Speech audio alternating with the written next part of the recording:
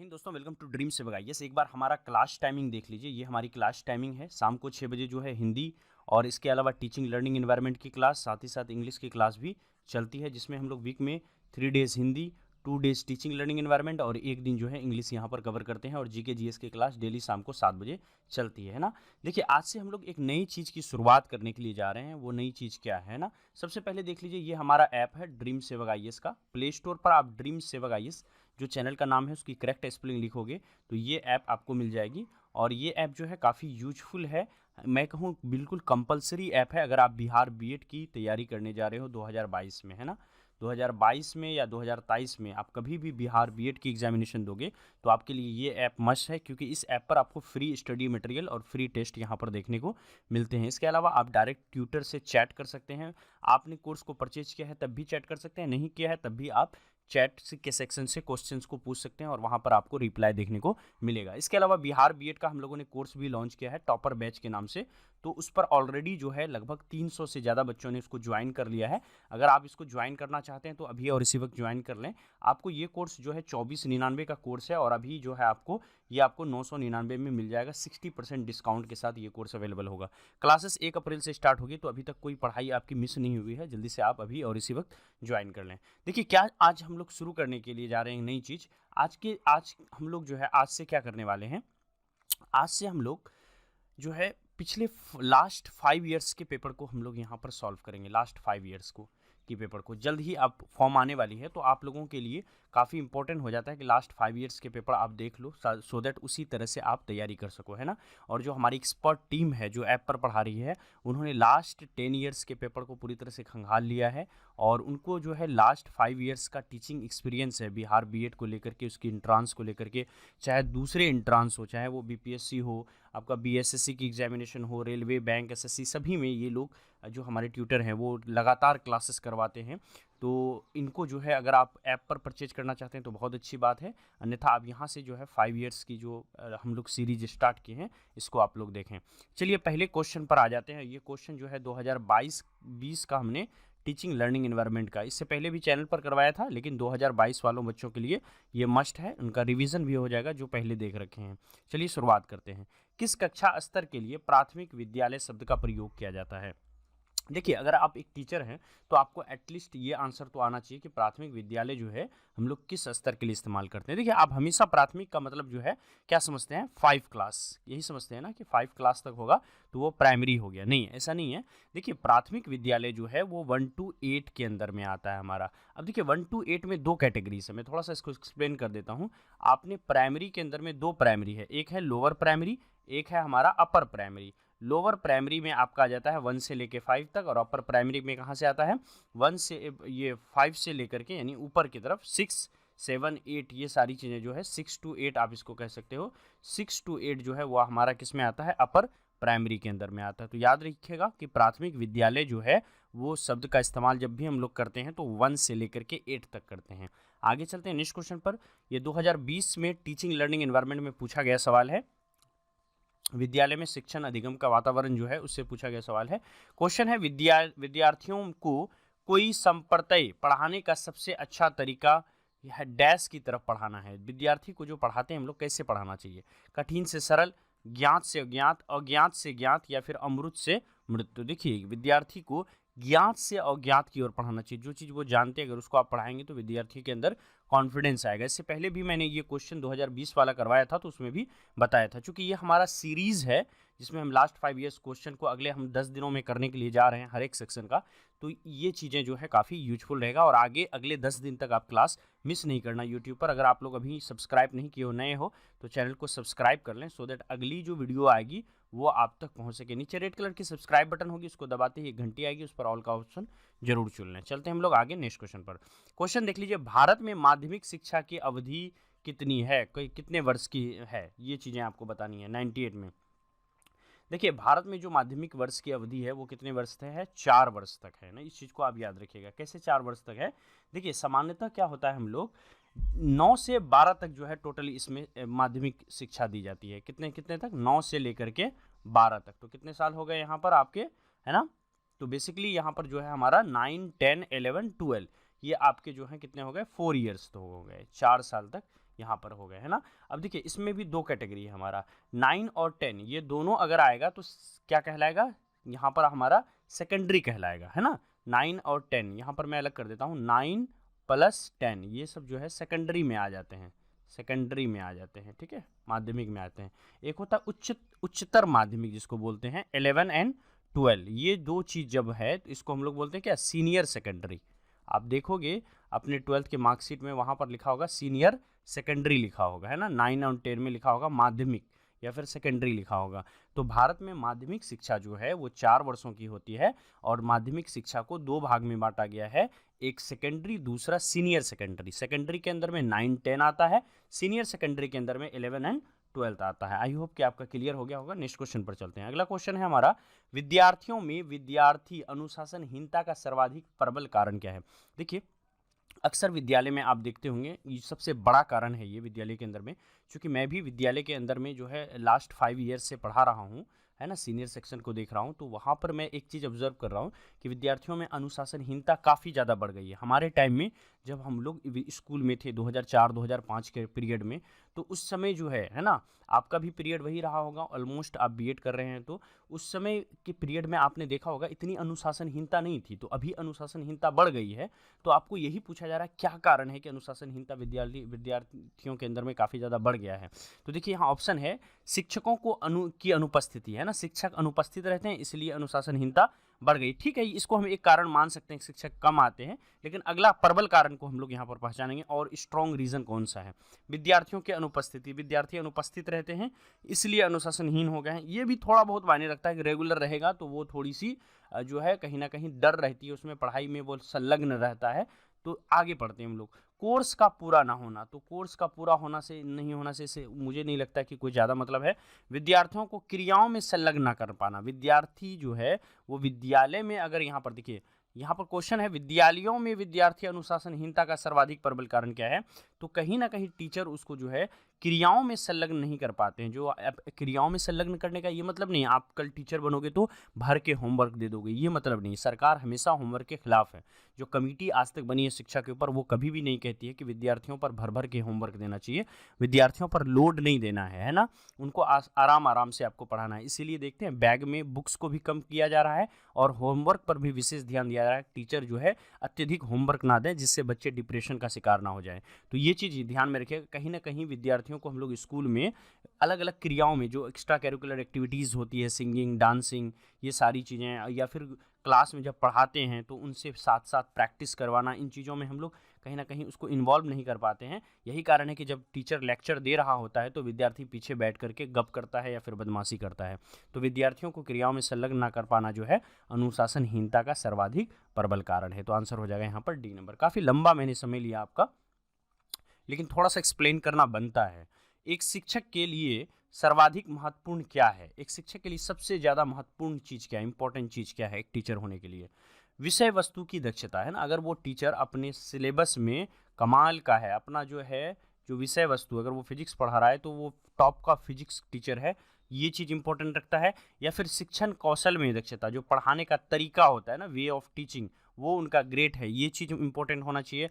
विद्यार्थी से जान पहचान या फिर अच्छा स्वास्थ्य, है ना। तो अच्छा स्वास्थ्य विद्यार्थी से जान पहचान उतना इंपॉर्टेंट नहीं रखता है जितना एक अच्छा टीचर होने के लिए सबसे पहला गुण जो होना चाहिए कि उनके पढ़ाने की का जो कौशल होता है, स्किल होता है, उसमें वो कमाल का होना चाहिए। कि बच्चे को अगर उनके टीचर के पास थोड़ी कम भी नॉलेज है तो उन जो नॉलेज टीचर के अंदर में है कैसे बच्चों को उसमें ट्रांसफ़र करना है, ये चीज़ अगर टीचर को आता है ना तो ये उनका सबसे महत्वपूर्ण जो है बातें होनी चाहिए, ये चीज़ें हैं टीचर के लिए। तो याद रखिएगा एक शिक्षक के लिए सबसे महत्वपूर्ण चीज़ क्या है कि वो कैसे डिलीवर कर पाता है, ये इंपॉर्टेंट होता है ना। वो कितना नॉलेजेबल है इससे इंपॉर्टेंट नहीं होता है। कभी कभी आपने देखा होगा, ऑब्जर्व किया होगा अपने आसपास में, बहुत नॉलेजेबल टीचर है लेकिन वो डिलीवर नहीं कर पाते तो बच्चे उसको पसंद नहीं करते हैं ना। नेक्स्ट क्वेश्चन है, एक सेमेस्टर डैश महीने की अवधि का होता है। ये बहुत ईजी है। एक सेमेस्टर जो है 6 महीने का होता है, साल भर में 2 सेमेस्टर होते हैं। और जो लोग जो है बीटेक करते हैं ना, बीटेक करते हैं उनको सेमेस्टर वाइज पढ़ना पड़ता है। तो वहाँ पर देखोगे और भी बहुत सारे कोर्सेज हैं, वहाँ पर एमबीए वगैरह है, सेमेस्टर वाइज चलती है। तो आपने देखा होगा उसके अंदर में क्या होता है, सेमेस्टर वाइज होता है। अगर 4 ईयर्स का कोर्स है तो उनका टोटल जो है 8 सेमेस्टर होगा, ठीक है। तो सेमेस्टर 1 सेमेस्टर 2 सब क्वालिफाई उनको करना पड़ता है। चलते हैं हम लोग नेक्स्ट क्वेश्चन पर, अगले प्रश्न की ओर। अगला प्रश्न है सकारात्मक अधिगम यानी सीखने का परिवेश का तत्व कौन नहीं है। सीखने का अधिगम का मतलब समझ लीजिए, ये अधिगम ना आपको बहुत परेशान करेगा, कई बार आएगा, हर बार आएगा। ये टीचिंग लर्निंग एनवायरनमेंट के अंदर में ऐप पर भी पढ़ाएंगे तो वहाँ पर भी ये अधिगम आएगा। तो वहाँ पर जो थ्योरी चलेगी, ये सारी चीज़ों का थ्योरी आपको पढ़ाएंगे। इस तरह के हजारों सवाल आप खुद बना लोगे उस थ्योरी को पढ़ने के बाद, समझने के बाद। सकारात्मक अधिगम यानी अधिगम मतलब सीखने का परिवेश का तत्व कौन सा नहीं है। सीखने वाले की अभिप्रेरित करना, रुचि का सृजन करना, बलपूर्वक नियंत्रण या फिर क्रियाओं का नियोजन। तो देखिए सिखाने का सबसे जो है कौन परिवेश का तत्व नहीं है, सिखाने में क्या चीज़ें नहीं होनी चाहिए, तो आंसर क्या है, सी नंबर, बलपूर्वक नियंत्रण। बच्चे को आप सिखाइए लेकिन बच्चे को आप जो है बलपूर्वक नियंत्रण बच्चों में आप मत कीजिए, है ना, इस चीज़ को काफ़ी मना किया जाता है। तो आंसर यहाँ पर हो जाएगा सी नंबर, बलपूर्वक नियंत्रण। नेक्स्ट क्वेश्चन पर आते हैं। विद्यालय में एनसीसी नेशनल, है ना, कैडेट कोर्स का नाम सुना होगा, मैंने भी इसको किया था अपने स्कूल्स में, आपने भी किया होगा। विद्यालय में एनसीसी किसके अंतर्गत आती है। पाठ्यक्रम क्रियाओं के अंतर्गत, सहपाठ्यगामी क्रियाओं के अंतर्गत, सैन्य क्रिया के अंतर्गत या फिर सेवा क्रिया के अंतर्गत। नेशनल कैडेट कोर्स की जब ट्रेनिंग लेते हैं तो विद्यालयों के अंदर में ये ट्रेनिंग दिलाई जाती है। तो ये एनसीसी किन क्रियाओं के अंतर्गत आती है, ये चीज़ें आपको बतानी है, जल्दी से बताइए। चलिए मैं बता देता हूँ।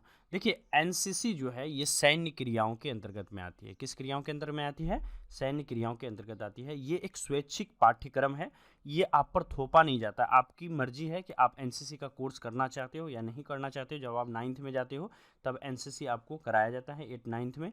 और ये भारत के युवा सैन्य संगठन में से एक है। इसका मुख्यालय कहाँ पर है, एनसीसी का मुख्यालय अगर आपको पूछ ले तो याद रखिएगा, ये इसका मुख्यालय जो है हमारा कहाँ पर है, दिल्ली में है, ठीक है। इनका मुख्यालय जो है वो हमारा दिल्ली के अंदर में है, क्लियर है। और साथ ही साथ एनसीसी का भारत के लगभग प्रत्येक स्कूल और विश्वविद्यालय में ये एनसीसी मौजूद है। और इसका गठन कब हुआ था, अगर ये चीज़ भी आपको पूछा जाए तो याद रखिएगा कि इसका गठन जो है वो हमारा 10 अप्रैल 1948 ईस्वी को हुआ था, याद रहेगा। चलते हैं हम लोग नेक्स्ट क्वेश्चन पर। नेक्स्ट क्वेश्चन देख लेते हैं क्या है। इनमें से कौन साहित्यिक क्रिया नहीं है, साहित्यिक क्रिया इनमें से कौन नहीं है, बताइए। तो देखिए यहाँ पर निबंध लिखना, वाद विवाद, क्विज या फिर एनएसएस। तो बताइए इसमें से साहित्यिक क्रिया कौन नहीं है, जल्दी से बताइए, जल्दी बताइए। चलिए मैं बता दूं आपको।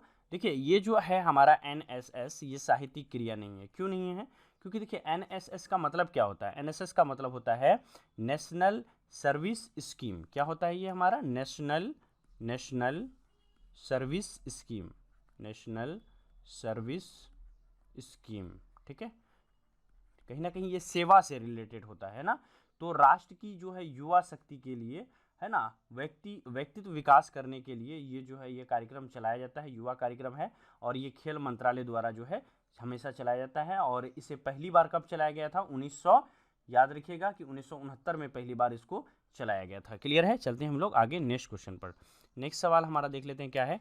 क्वेश्चन है यदि कक्षा में विद्यार्थी शोरगुल करे तो उन्हें क्या करना चाहिए। अगर आप टीचर बनोगे कल और अगर बच्चे क्लास में शोरगुल करेंगे तो उसे क्या करोगे। सबसे पहला काम कि उसको दंडित करेंगे ताकि वो शोरगुल ना करे, उसको मारना चाहिए, है ना, ये तो इसके खिलाफ हो गया, मुझे समझ में आ रहा है।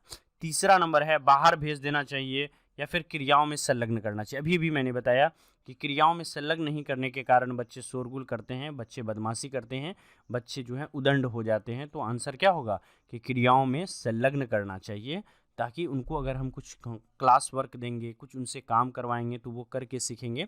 तो इससे जो है कहीं ना कहीं बच्चे शोरगुल नहीं करेंगे, फ्री माइंड रहेगा तो शोरगुल करेंगे ही करेंगे। चलते हैं हम लोग नेक्स्ट क्वेश्चन पर। एक विद्यालय हेतु सबसे बड़ी समस्या इनमें से कौन सी है।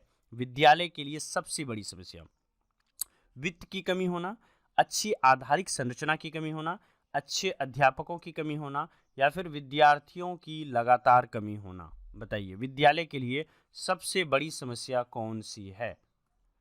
देखिए एक विद्यालय के लिए सबसे बड़ी समस्या जो है वो आधारिक संरचना की कमी है ना, जो बेसिक इंफ्रास्ट्रक्चर होता है। जैसे मान लीजिए पीने का पानी है ना, पीने का पानी है ना, ये बेसिक स्ट्रक्चर में आ गया। आपका देख लीजिए, जैसे मान लीजिए बेसिक स्ट्रक्चर में अच्छी आधारिक संरचना मतलब आपका क्लासरूम अच्छा नहीं होगा, उसकी छत चू रहे होंगे बारिश में है ना, या फिर उसके छत गिरने के चांसेस होंगे, या फिर वो झोपड़ी का होगा है ना, जिसमें धूप वगैरह आ रहा होगा, तो हवाएं चलती है तो बच्चे वहाँ पढ़ नहीं पाएंगे।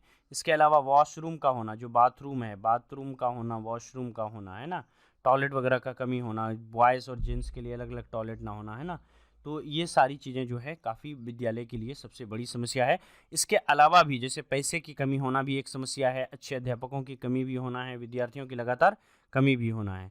तो देखिए, विद्यार्थियों की जो कमी है, अच्छे अध्यापक की कमी, इसको भी पूरा किया जा सकता है ना। विद्यार्थियों की लगातार कमी हो रही है, इसको भी हम लोग स्कीम चला करके विद्यार्थियों का एनरोलमेंट कर सकते हैं। फाइनेंस की भी समस्या का जो है हम लोग समाधान कर सकते हैं, लेकिन फाइनेंस और ये बी नंबर दोनों जुड़ा हुआ है, अच्छी आधारिक संरचना की कमी, ये दोनों जुड़ा हुआ है। कहीं ना कहीं फाइनेंस की कमी से ही ऐसा होता है, लेकिन आंसर यहाँ पर हो जाएगा बी, अच्छे आधारिक संरचना की कमी। ये चीज़ें अगर हुई विद्यालय के अंदर में, सबसे बड़ी समस्या है। एक अच्छा अध्यापक भी होगा तो बढ़िया से नहीं पढ़ा पाएगा, अगर सारी सुविधाएं होंगी तो अच्छे अध्यापक भी आ ही जाते हैं समय के साथ। चलते हैं हम लोग नेक्स्ट क्वेश्चन पर। नेक्स्ट क्वेश्चन है हमारा, अधिगम यानी सीखना हेतु विद्यार्थी का सबसे बड़ा गुण क्या है। सीखने के लिए विद्यार्थी के अंदर में क्या होना चाहिए, या तो उसकी अगर अच्छी याददाश्त है वो बड़ा गुण है, अच्छी संप्रेषण क्षमता है, सुनने की क्षमता काफ़ी अच्छी है, वो उनका बड़ा गुण है ना। सीखने के हेतु कठिन परिश्रम करना बड़ा गुण है, या फिर सीखने हेतु जिज्ञासा होना सबसे बड़ा गुण है। तो याद रखिएगा, कोई भी चीज़ सीखने के लिए आपके अंदर जिज्ञासा होना चाहिए। आपके अंदर बहुत सारी आसपास में घटनाएं घटती है, उनसे आप सीख सकते हो अगर आपके पास जिज्ञासा होगी। जिज्ञासा नहीं होगी तो वही घटनाएं आपको नॉर्मल लगेगी और लगेगा चलो यार इसमें तो कोई बात नहीं है ना। तो किसी भी विद्यार्थी के अंदर सीखने की जिज्ञासा होता है तो सामने वाला टीचर भी उसको बहुत अच्छे से सिखाता है। जैसे आप केयरफुल्ली अभी पढ़ रहे हो मुझसे, तो मुझे भी आपको पढ़ाने में बहुत मज़ा आ रहा है, बहुत आनंद आ रहा है ना। चलते हैं हम लोग नेक्स्ट क्वेश्चन पर। नेक्स्ट क्वेश्चन पर आते हैं, कौन सा एक अच्छे विद्यालय का गुण नहीं है। एक अच्छा जो स्कूल होता है उसका गुण कौन नहीं है, कौन सा नहीं है इसमें। सभी विषयों का शिक्षण, देखिए सभी विषय अगर वो पढ़ा रहे हैं तो ये एक अच्छी गुण है। वाद विवाद एवं निबंध लेखन कराते हैं तो ये भी बहुत अच्छी बात है। खेल का आयोजन नहीं कराना, तो खेल का आयोजन भी पढ़ाई के साथ होना चाहिए। यहाँ पर जो नहीं लगा, अगर ये नहीं रहता तो ये भी आंसर हमारा नहीं होता है ना। खेलों का आयोजन कराना अगर होता तो वो भी विद्यालय का अच्छा गुण है। यहाँ कह रहा है नहीं कराना, तो ये एक बुरा गुण है, तो आंसर हमारा क्या हो जाएगा, सी नंबर हो जाएगा है ना। और प्रयोगशालाएं होना भी तो विद्यालय के लिए बहुत अच्छी बात है, लेकिन यहाँ पूछा गया है कौन सा अच्छा गुण नहीं है, तो आंसर क्या होगा, खेल का आयोजन नहीं कराना। अगर बहुत अच्छा विद्यालय है, बहुत अच्छी पढ़ाई होती है, लेकिन उसमें खेल का आयोजन नहीं होता है, तो मीन्स वो एक अच्छा विद्यालय नहीं है। पढ़ाई के साथ खेल भी जरूरी है। नेक्स्ट क्वेश्चन पर आते हैं, निम्नलिखित में से कौन विद्यालय की भौतिक संरचना का उदाहरण नहीं है ना। भौतिक संरचना, देखिए दो तरह की संरचनाएं होती है, थोड़ा सा मैं यहाँ पर बताता हूँ। एक होता है ना फिजिकल चीज़ें, फिजिकल जिसको बोलते हैं फिजिकल स्ट्रक्चर है ना। एक होता है एक आप इसको स्ट्रक्चर कह लो या गुण कह लो। यहाँ पर आता है कि एक होता है केमिकल गुण हमारा होता है ना, केमिकल चीज़ें। तो फिजिकल ऐसी चीज़ें होती है, भौतिक संरचना जो आपको दिखाई देती है ना, जिसको आप छू कर महसूस कर सकते हो है ना, महसूस कर सकते हो। ऐसी चीज़ें जो आपके सामने है, नज़र पर है, वो भौतिक संरचना कहलाती है। तो जैसे कि खेल का मैदान, ये भौतिक संरचना के अंदर में आता है। आप उसको टच कर सकते हो, आप उसको देख रहे हो, तो ये भौतिक संरचना के अंदर में आता है। ठीक है, तो इसके अलावा पूछा गया है कि कौन नहीं है, तो ये तो हमारा आंसर नहीं होगा। भवन, ये भी भौतिक संरचना है। प्रयोगशाला, ये भी भौतिक संरचना है। लेकिन जो लाइब्रेरियन है, ये एक भौतिक संरचना नहीं है। ये कौन है, ये एक पर्सन है, ये एक मनुष्य है। तो ये हमारा कहीं ना कहीं मानव संसाधन है, ये भौतिक संरचना हमारा ये नहीं है। तो आंसर क्या हो जाएगा, डी नंबर। चलते हैं हम लोग नेक्स्ट क्वेश्चन पर। नेक्स्ट क्वेश्चन है, जिस शिक्षण संस्थान में अध्ययन हेतु उम्र का कोई भी बंधन नहीं होता है उसे हम लोग क्या कहते हैं। देखिए ऐसे हम लोग जो विद्यालय होते हैं इसको हम लोग कहते हैं क्या, ओपन एजुकेशन कहते हैं, या फिर इसको हम लोग कहते हैं क्या, शिक्षा की खुली शिक्षा की संस्था, ऐसा भी आप कह सकते हैं। तो 110 में हमारा आंसर क्या हो जाएगा, डी। जैसे आपने इग्नू का नाम सुना है, Indira Gandhi national open university, तो ये एक खुली विद्यालय की संस्था है, शिक्षण की संस्था है, और इसमें कोई भी एज क्राइटेरिया नहीं है, उम्र का कोई भी बंधन नहीं है ना। तो ये आंसर हो जाएगा 110 का हमारा डी नंबर। चलते हैं हम लोग और इग्नू के बारे में एक चीज़ और याद रखिए कि ये जो है सबसे बड़ी खुली विश्वविद्यालय की संस्था है पूरे भारत के अंदर में। नेक्स्ट क्वेश्चन पर आते हैं, समाज में घटते नैतिक मानकों का मूल कारण क्या है। देखिए सोसाइटी के अंदर में जो है कहीं ना कहीं जो इथिकल जो ये हैं है ना पैरामीटर, वो कहीं ना कहीं डाउन हो रहा है ना, नैतिक मानक घट रहे हैं, कहीं ना कहीं नैतिकता हमारे अंदर से कम हो रही है। इसका क्या कारण है? देखिए इसका मेन कारण है शिक्षा नीति की विफलता, गरीबी की वजह से लोग नैतिक मानक में कम आ गए, विद्यालयों में की कमी के कारण, या फिर अच्छे अध्यापकों की कमी के कारण। बताइए क्या आंसर? सारे आंसर बहुत सटीक हैं, तो बता दीजिए 111 में क्या आंसर हो जाएगा। देखिए सबसे सटीक आंसर होगा शिक्षा नीति की विफलता। कहीं ना कहीं पढ़े लिखे लोगों के अंदर में भी नैतिक मानक कम हो जाते हैं। देखोगे आप जाहिल से भी ज़्यादा वो लोग झगड़ते हैं, अजीब सा बात करते हैं, पढ़ने के बाद भी वो एक दूसरे के पीछे लगे होते हैं, आगे नहीं बढ़ने देते हैं, खुद ना बढ़ते हैं उसे भी नहीं बढ़ने देते हैं। तो पढ़े लिखे लोगों के अंदर भी नैतिक मानकों का कमी है। तो इसका मतलब, और अमीर लोगों के अंदर भी नैतिक मानक की कमी है। तो क्या गरीबी के कारण नैतिकता घट रही है? गलत बात है। विद्यालयों की कोई कमी नहीं है, भारत के अंदर में बहुत सारे विद्यालय हैं। पहले जब विद्यालय कम थे उस समय तो नैतिक मानक फिर भी अच्छा था, अभी नैतिक मानक में कमी आ रही है, कहीं ना कहीं सोसाइटी के अंदर में नैतिकता कम हो रही है। तो ये दोनों ऑप्शन तो ऐसे भी कट गए। अच्छे अध्यापकों की कमी, इसका भी कोई ऐसा रिसर्च डाटा नहीं है कि भारत के अंदर में अच्छे अध्यापकों की कमी हो गई। कहीं ना कहीं शिक्षा नीति हमारी विफल कर गई है, जिससे पढ़े लिखे लोग, चाहे वो अमीर हो या गरीब हो, है ना, या फिर अनपढ़ लोग ही क्यों ना हो, सोसाइटी के अंदर में कोई ज़रूरी नहीं कि जो अनपढ़ लोग होगा वो पढ़ा लिखा नहीं है इसलिए उनके अंदर नैतिक मानक कमी हो रहा है, बल्कि जो पढ़ा लिखा व्यक्ति होता है वो एक कहीं ना कहीं बल्ब के जैसा होता है। और अगर पढ़े लिखे लोग अच्छे से चमकते हैं सोसाइटी में, तो जो अनपढ़ लोग होंगे वो भी कहीं ना कहीं एक स्टैंडर्ड जो नैतिकता है उसको वो सीख लेते हैं सोसाइटी से, है ना, अपने पड़ोसी से, अपने माँ बाप से, है ना, अपने रिश्तेदारों से वो सीखते हैं। तो कहीं ना कहीं एजुकेटेड लोगों का भी घट रहा है, इससे गरीब हो, अमीर हो या फिर अनपढ़ हो, सबका जो है कहीं ना कहीं नैतिक मानक घट रहा है, पूरी सोसाइटी की नैतिक मानकता घट रही है। चलते हैं हम लोग नेक्स्ट क्वेश्चन पर।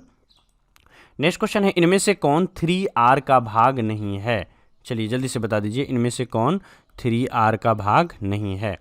देखिए बोलना, लिखना, पढ़ना या फिर अंकगणित। 112 में देखिए यहाँ पर जो है आंसर हो जाएगा हमारा क्या? ए, है ना। ए जो है वो 3R का भाग नहीं है। देखिए 3R में क्या क्या चीज़ें आती है? 3R में 3 तरह के वर्ड हैं यहाँ पर। एक तो है आपका रीडिंग, है ना, रीडिंग मतलब पढ़ना, ठीक है। एक आर में है आपका कौन सा वाला आर? एक है आपका राइटिंग, है ना, राइटिंग लिखना, ये आर आ गया। और तीसरा आर है आपका अरिथमेटिक, है ना, अर्थमेटिक, है ना, ये अर्थमेटिक। तो यहाँ पर भी ए आर आ गया। तो इनमें से 3R का भाग कौन सा नहीं है? तो आंसर क्या हो जाएगा इनमें से? इसका आंसर हो जाएगा हमारा बोलना जो है वो 3R का भाग नहीं है। चलते हैं हम लोग नेक्स्ट क्वेश्चन पर। नेक्स्ट क्वेश्चन है, इनमें कौन मुक बाधिर की शिक्षा से संबंधित है? जल्दी से बताइए, मुक बाधिर। चलिए तो आंसर क्या हो जाएगा बता दीजिए। देखिए इनमें से मुक बाधिर की शिक्षा से संबंधित कौन सा है? संकेत भाषा। जो लोग अनपढ़ होते हैं, जो लोग मुक बाधिर मतलब क्या? जो लोग बोल नहीं पाते हैं, है ना, तो ऐसे लोग कहीं ना कहीं जब बोल नहीं पाते हैं तो मुक बाधिर होते हैं। तो ऐसे लोगों को क्या करना चाहिए? ऐसे लोगों को संकेत भाषा से हम लोग उनको सिखा सकते हैं ना। तो आंसर यहाँ पर क्या हो जाएगा? बी नंबर में, है ना। 113 का आंसर हो जाएगा हमारा बी नंबर। चलते हैं हम लोग नेक्स्ट क्वेश्चन पर। नेक्स्ट क्वेश्चन देख लीजिए क्या है। क्वेश्चन है हमारा, जो विद्यार्थी मुक बाधिर, नेत्रहीन या कुछ योग्यताओं में कमतर होते हैं उनके लिए कौन सा नया शब्द दिया गया है? तो देखिए इसको माननीय प्रधानमंत्री के द्वारा जो है, जो प्रेजेंट प्रधानमंत्री हैं, उन्होंने इसको पहले डिसेबल कहा जाता था, उन्होंने इसको स्पेशली एबल्ड कहा, यानी दिव्यांग कहा। तो ऐसे लोग जिसमें कुछ ना कुछ कमी, मुक बाधिर हो, बोल नहीं पाते हैं, नेत्रहीन है या फिर कुछ योग्यताओं में कमी है, ऐसे लोगों को दिव्यांग कहा गया है कि भगवान ने उसको कहीं ना कहीं दूसरा अंग, अल्लाह ने, गॉड ने इसको दिया है। नेक्स्ट क्वेश्चन पर आते हैं। एक कक्षा में एक अच्छे अध्यापक द्वारा क्या पालन करना चाहिए? एक कक्षा है, उसमें एक अच्छा अध्यापक है, तो उसको क्या पालन करना चाहिए? ये चीज़ें बताना है आपको। जल्दी से बताइए क्या आंसर होगा। चलिए ऑप्शन पढ़ देता हूँ आपके लिए। ऑप्शन है तेज सीखने वालों को पढ़ाना चाहिए, या फिर मध्य गति से सीखने वाले को पढ़ाना चाहिए, धीमी गति से सीखने वाले को पढ़ाना चाहिए, या फिर ABC तीनों को एक साथ पढ़ाना चाहिए। तो देखिए तेज हो, मध्य हो या फिर धीमी हो, ऐसा अप्रोच अपनाना चाहिए कि सभी जो है साथ में पढ़ सके। तो आंसर हो जाएगा 115 का डी नंबर। नेक्स्ट क्वेश्चन पर आते हैं। उच्चतर माध्यमिक शिक्षा की अवधि कितनी होती है? उच्चतर माध्यमिक शिक्षा की अवधि कितनी होती है, ये चीज़ें आपसे पूछा गया 116 में। तो देखिए 116 में आंसर हो जाएगा हमारा क्या, C 2 वर्ष, है ना। उच्चतर माध्यमिक शिक्षा की अवधि जो है वो 2 वर्ष होती है। अभी मैंने बताया था कि माध्यमिक में 2 तरह के माध्यमिक होते हैं, एक उच्चतर होता है, एक हमारा सिंपल माध्यमिक होता है। तो उच्चतर में आ जाता है 11th एंड 12th, ये हमारा उच्चतर माध्यमिक शिक्षा के अंतर्गत आता है। नेक्स्ट क्वेश्चन पर आते हैं। एक विद्यालय में निम्न में कौन वांछित नहीं है? एक विद्यालय में निम्न में कौन वांछित नहीं है? तो आंसर क्या है कि देखिए विद्यालय के अंदर में सब कुछ आप कर सकते हैं, नियमित उपस्थिति, अच्छा व्यवहार, पुरस्कार भी दे सकते हैं, लेकिन दैहिक दंड, जो दंड देते हैं हम लोग कहीं ना कहीं स्टिक का यूज करते हैं, ये स्टिक का यूज हमें नहीं करना चाहिए। तो आंसर क्या हो जाएगा, दैहिक दंड। नेक्स्ट क्वेश्चन पर आते हैं। नेक्स्ट क्वेश्चन है हमारा 118 में। विद्यालयों में बढ़ती अनुशासनहीनता के लिए एक उत्तरदायी कारण क्या है? विद्यालय में जो बढ़ती अनुशासनहीनता है उसके लिए एक उत्तरदायी कारण क्या है, एक अच्छी उत्तरदायी कारण क्या है? ऑप्शन ए आर्थिक परेशानी, बी शिक्षकों का नेतृत्व प्रदान करने में कमी, अभिभावकों द्वारा हस्तक्षेप, या फिर डी बढ़ती आकांक्षाएं। 118 में देखिए 118 में आंसर हो जाएगा हमारा बी नंबर, शिक्षकों द्वारा नेतृत्व प्रदान करने में कमी। कहीं ना कहीं शिक्षक जो है नेतृत्व प्रदान करने में कमी कर रहे हैं, यही कारण है कि विद्यालयों में बढ़ती अनुशासनहीनता के लिए यही चीज़ जो है उत्तरदायित्व है कि विद्यार्थी टीचर हैं वो कहीं ना कहीं एक रोल मॉडल नहीं बन पा रहे हैं बच्चों के सामने, है ना। अगर आप रोल मॉडल बन जाओगे, हम लोगों के टाइम में हम लोग फॉलो करते थे टीचर्स को, रोल मॉडल उन्हीं के जैसा बनना चाहते थे, लेकिन अभी के विद्यार्थी से पूछोगे आप कि कौन से टीचर के जैसा बनना चाहते हो, तो आंसर देंगे नथिंग, वो कुछ नहीं बनना चाहते हैं। वो क्या बनना चाहते हैं, वो टिकटॉक के किसी स्टार का जो है कॉपी करना चाहते हैं, या फिर वो किसी और जो यूट्यूबर हैं उसके जैसा बनना चाहते हैं, या किसी एक्टर के जैसा बनना चाहते हैं। ये चीज़ें वो ज़्यादा आजकल सोच रहे हैं। कहीं ना कहीं जो विद्यालय जहाँ पर वो 5 से 6 घंटा बिताते हैं, वहाँ पर जो उनका असली हीरो है वो उनको पहचानने से पीछे हट रहे हैं। कहीं ना कहीं टीचर वो रोल मॉडल नहीं बन पा रहे हैं ना। तो ये चीज़ें हमें करनी चाहिए। और एक और चीज़, क्लास के अंदर में मैं देखता हूँ टीचर्स जो है कहीं ना कहीं मोबाइल का इस्तेमाल करते हैं बहुत ज़्यादा, है ना। इससे कहीं ना कहीं बच्चों पर नेगेटिव इम्पैक्ट पड़ता है और उनको लगता है कि मोबाइल चलाना ही काफ़ी यूजफुल है। तो वो अक्सर यहाँ से जाने के बाद जो टीचर स्कूल में करते हैं वही चीज़ें वो अपने घर में करते हैं, मोबाइल चलाते हैं। तो सो दैट ये चीज़ें हो कि विद्यार्थियों को ये बताना चाहिए मोबाइल उतना इम्पोर्टेंट नहीं है, ये सीखने का एक माध्यम है, एक डिवाइस है, बल्कि इसको लाइफ ही नहीं बना लेना। ये एक लाइफ को आसान बनाने का एक छोटा सा डिवाइस है ना। मोबाइल ही पूरी ज़िंदगी नहीं है। तो जो असली मकसद है हमारा वो चीज़ें करनी चाहिए, सही समय पर सही काम करना चाहिए। यहाँ पर कहीं ना कहीं टीचर फेल हो रहे हैं। विद्यार्थियों में अधिगम यानी सीखने के लिए निम्न में से कौन सा सर्वाधिक प्रभावी है ना। जो विद्यालयी विद्यार्थी हैं, मतलब विद्यालय में पढ़ने वाले जो विद्यार्थी हैं उनके बारे में बताया जा रहा है कि सीखने के लिए उनमें सबसे जो इम्पोर्टेंट चीज़ें हैं, कोई चीज़ प्रभावित सबसे ज़्यादा करती है, वो क्या करती है? ऑप्शन ए व्याख्यान, बी श्रुतिलेख, सी निर्देशित क्रियाएं, या फिर डी चित्र। बताइए 119 में। देखिए 119 में जिनका भी आंसर यहाँ पर सी आ रही है, निर्देशित क्रियाएं, उनका बिल्कुल इंपॉर्टेंट, उनका बिल्कुल ये करेक्ट है। विद्यालयी विद्यार्थियों में सीखने के लिए निम्न में से सबसे इंपॉर्टेंट जो चीज़ है वो नीचे दी हुई चीज़ों में वो निर्देशित क्रियाएँ हैं। अगर हम लोग जो स्टूडेंट है उनसे अगर हम निर्देशित क्रियाएं करवाएंगे तो वो उनको कर करके सीखेंगे। जैसे जो प्रयोगशाला में लोग करते हैं ना, प्रयोग करते हैं, वो प्रयोग करके बच्चे सीखते हैं। तो उसमें एक तो उनको इंटरेस्ट आता है, नई चीज़ें सीखने की जिज्ञासा होती है। दूसरी है कि वो निर्देशित क्रियाओं को जब करते हैं तो कहीं ना कहीं वो इन्वॉल्व रहते हैं, जिससे उनके अंदर बदमाशी भी नहीं आती है। नेक्स्ट क्वेश्चन पर आते हैं 120 पर। निम्न में से कौन विद्यालय की पाठ्य सहगामी क्रियाओं का भाग नहीं है? बताइए जल्दी से। पाठ्य सहगामी क्रियाएं, पाठ्य सहगामी क्रियाएं क्या होती है भैया? जिसको कहते हैं क्या, extra curricular activities. Extra curricular activities आगे से मैं पूरा नहीं लिखने वाला हूँ, इसको शॉर्ट में बोलेंगे ECA, एक्स्ट्रा कैरिकुलर एक्टिविटीज़।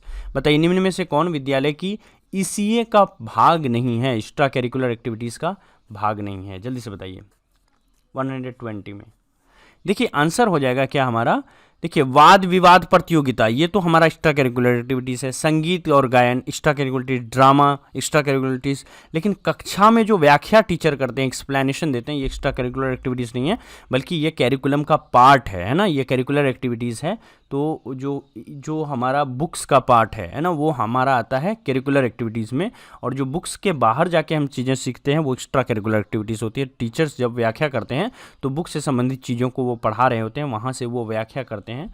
तो ये चीज़ें जो है हमारा करिकुलर एक्टिविटीज़ में आती है। तो आंसर हो जाएगा सी नंबर।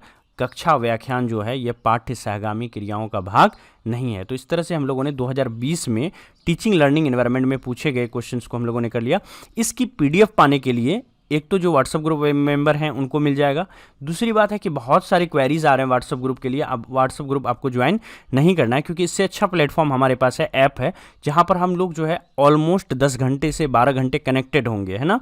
और साथ ही साथ हर एक पीडीएफ जो है आपको अरेंज वे में वहाँ पर आपको देखने को मिलेगी। और व्हाट्सएप ग्रुप वाले जो लोग मेंबर हैं उनके लिए भी ऑफर है, अगर वो 31 मार्च तक, है ना, अगर वो ज्वाइन कर लेते हैं, ऐप पर कोर्स को परचेज करते हैं, तो उनको 150 रुपीज़ का रिफंड मिलेगा। 31 मार्च के बाद जो लोग भी व्हाट्सएप ग्रुप के लोग ऐप पर आएंगे, कोर्स परचेज करेंगे, उनको कोई भी रिफंड नहीं मिलेगा। मुझे पता है कि आप लोगों में से जो व्हाट्सएप ग्रुप के लोग हैं कहीं ना कहीं ट्रस्ट लेकर के आए थे, और ज़्यादा व्हाट्सएप पर चैट नहीं होती है क्योंकि मुझे समय नहीं मिल पाता है, मैं उसको बंद करके रखा हूँ क्योंकि बच्चे आपस में काफ़ी चैट करते हैं। इसका मतलब ये नहीं है कि मैं कहीं ना कहीं रिस्पॉन्सिबल हूँ, मुझे पूरी रिस्पॉन्सिबिलिटी है। मैं 10 दिन में 10 बार व्हाट्सएप ग्रुप पर जाता हूँ वहाँ पर, लेकिन कोई मैसेज आपको नहीं करता हूँ और ना ही वहाँ पर किसी बच्चे की मैसेज आती है, क्योंकि मैंने बंद कर रखा है, क्योंकि उससे सारे बच्चे डिस्टर्ब हो रहे थे। कुछ बच्चों की रिक्वेस्ट भी आ रही थी, सर इसको आप बंद रखो क्योंकि आपस में काफ़ी चैट होता है। तो मुझे पूरी रिस्पॉन्सिबिलिटी का ये है। और जब अच्छे सुचारू रूप से ऐप पर क्लास चलने लगेगी अगले 8 दिनों में, तो आप लोग 31 मार्च के बाद भी ज्वाइन करोगे, जब फ्री कुछ ट्रायल क्लासेस आपको मिलेंगी। उस समय आपको 150 रुपीज़ का कोई रिटर्न नहीं मिलेगा। इसीलिए एक बार पहले भी आपने भरोसा किया था, अभी भी आप भरोसा करके जो है 150 रुपीज़ रिटर्न लें और आकर के आप कोर्स को परचेज कर सकते हैं और 150 रुपीज़ रिटर्न ले सकते हैं। ओके, चलते हैं, फिर मिलते हैं नेक्स्ट वाली वीडियो में। Thank you so much, bye bye.